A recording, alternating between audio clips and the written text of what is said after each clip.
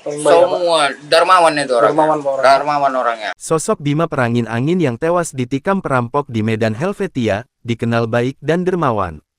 Firmansyah, tetangga Bima Perangin-Angin, 82 kakek yang tewas ditikam di dalam rumahnya Jalan Klambir V, Kelurahan Tanjung Gusta, Kecamatan Medan Helvetia mengungkap sosok korban. Menurutnya, selama ini Bima tinggal sendirian di rumahnya, sementara anak-anaknya disebut merantau. Ia diketahui sebagai pemilik rumah kontrakan dan tanah di daerah itu. Meski begitu, korban dikenal orang yang dermawan dan suka menolong meski banyak harta. Bahkan, jika ada penghuni kos yang menunggak membayar ia tak pernah menagih. Ia berusaha meringankan beban penghuni kos dengan cara mencicil berapapun kesanggupannya. Dicicil boleh. Paling baik itu. Paling baik. Paling baik Semua dermawan itu orangnya. Dermawan Pak orangnya. Dermawan orangnya. Mau bantu orang sakit datang